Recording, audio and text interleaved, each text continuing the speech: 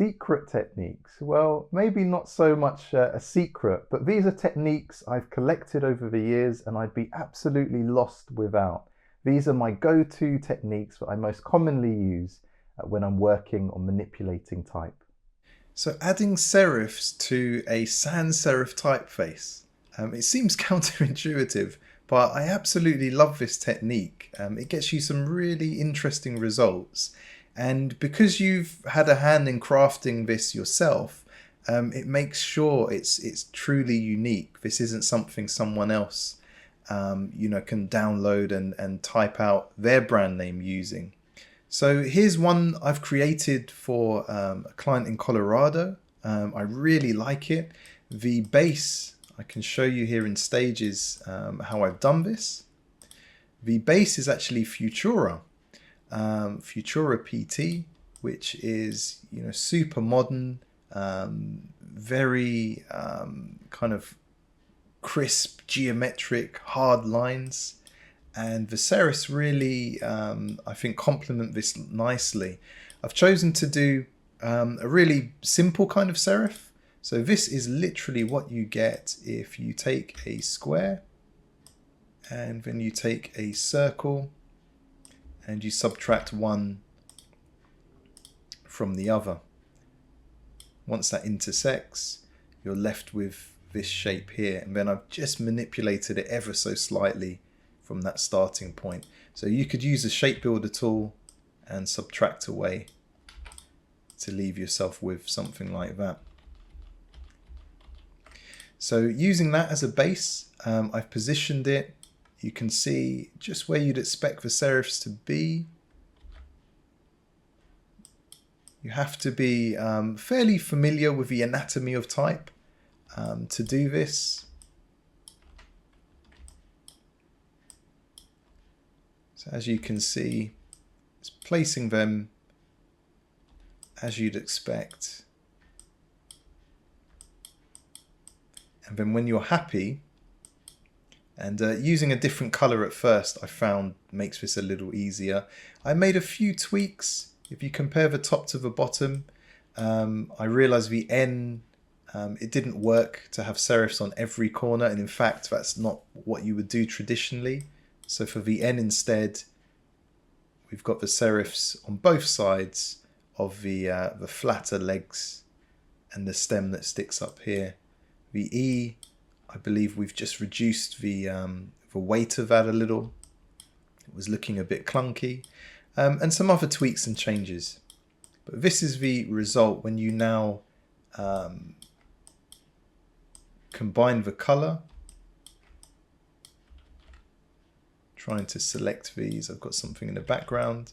So there you are. You can see I've not yet merged the objects, but because the color's the same, before it's committed, you get to see how this looks. And there was still a fair bit of balancing and fine tuning I needed to do here.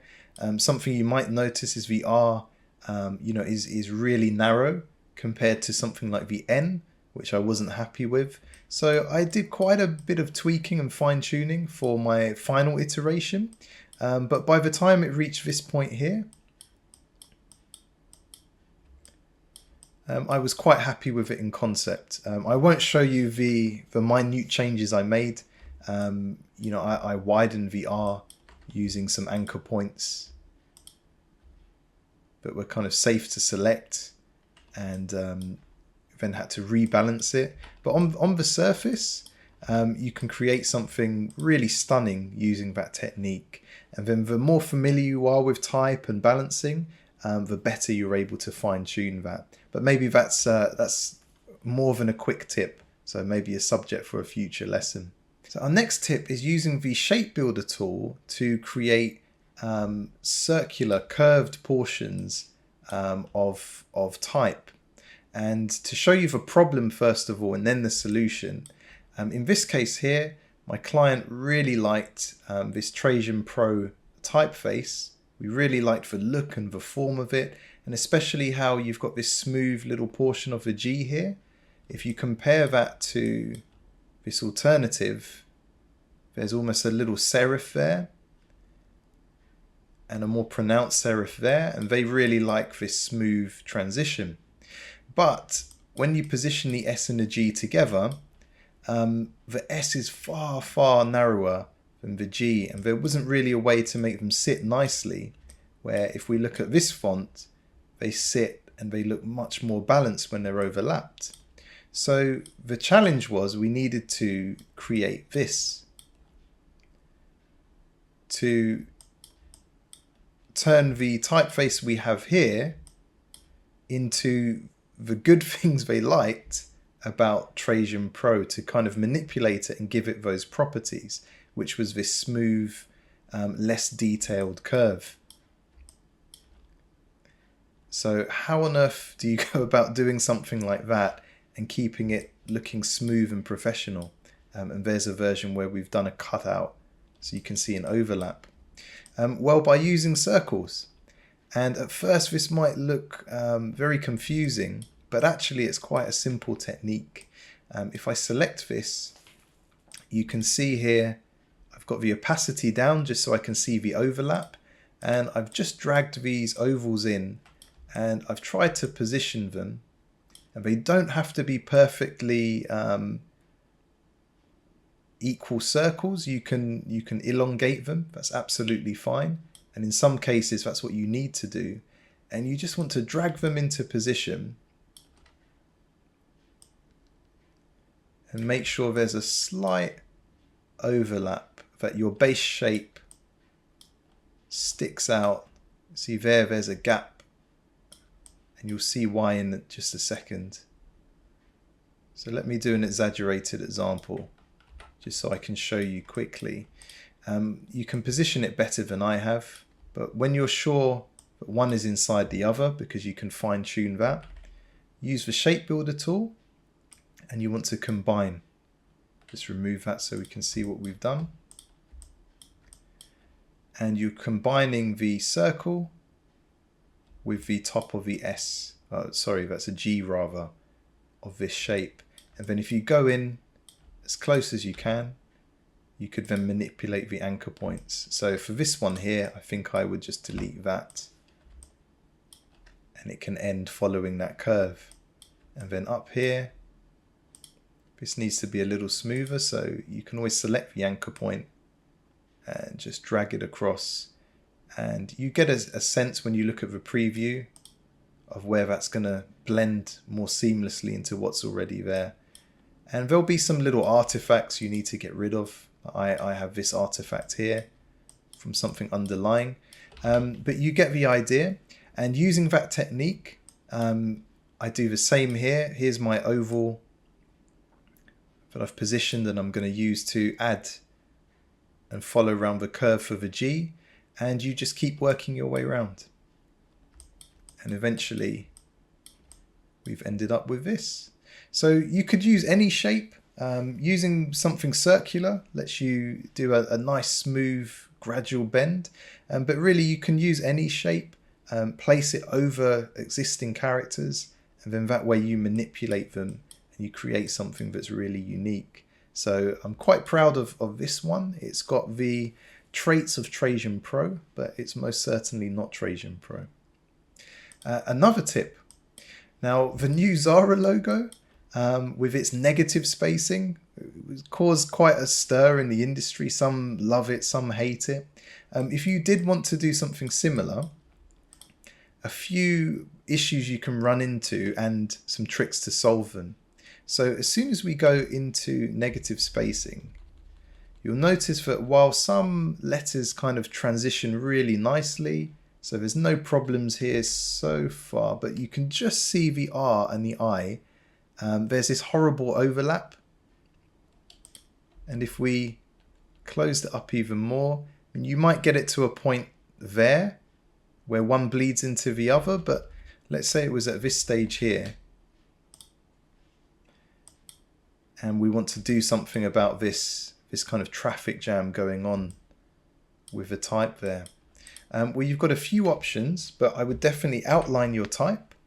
So Control or Command Shift O.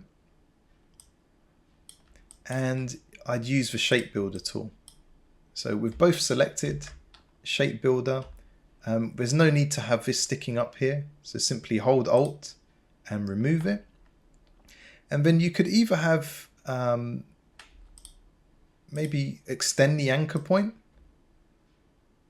and drag that there. So you've got a smooth base. I would even be tempted, I think, to just carry this anchor point all the way across, open the shape builder again, and then subtract. And we just lose the, the natural end of the R, but then it blends so much better into the eye. So those are the kind of small tweaks and manipulations that I think make the difference between something that looks professional and something that looks quite amateurish. Here's another one. So we've got a choice here. We could subtract that. Nice. But I think if we also lose that, that's even better. Here, I'd be inclined, I think, to just nudge this S so that that runs seamlessly. And you can see by zooming right in and making these very technically basic changes, it makes a big difference to the overall professionalism of the logo. So that's my third tip. The last tip comes when you want to mix and match elements of two similar but different typefaces. So this is similar to the one I did with the Trajan Pro just now. But in this case, we have this here. This is, well, I won't tell you the background of a brand. It doesn't really matter. But we have this version and then this version. And you'll notice the way the L comes under the O and the R comes under the S in this heavier font is quite nice, quite well balanced, where in this one, it's almost touching. And it's acceptable, but it's a shame we can't have the best of both worlds. And, well, we can have the best of both worlds. So it takes quite a bit of patience. You'll see these are the stages it went through before I arrived at something I was happy with. And we'll come back to this. In fact, in the next lesson, we look at some common mistakes you can make. And in trying to combine these different fonts, there are lots of potential pitfalls, and I'll highlight some of those in the next lesson. But if we look at what has worked, ultimately, manipulating the existing letter, it doesn't work very well. It's got a very spindly form. It's quite hard to make that flow fluidly. So instead, we've taken the L and the R from this bottom font, and we've placed them here along with the other font we want. So if it was left like this, maybe you could say, they act as bookends. Maybe it's a creative way to vary the weight, but I don't think that works. I think really they need to be better balanced. So if we come down here, you can see in this version we've kept the R, but I've manipulated that to make it suit better. So we've actually taken the bottom part of the L and used the shape builder to combine or rather reduce it from this here. So it's going to be difficult to select the two with an unlocked layer underneath, but let's give it a try. There we are. Just to show you roughly what we did.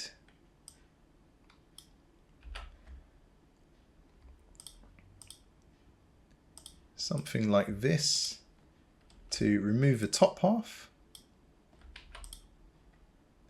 And then some fine tuning here to keep the bits we wanted of the bottom half. And you can see that's exactly what I've done. So a little portion of each of the letters, and then just making sure they flow smoothly together. That needed a little bit of further fine tuning.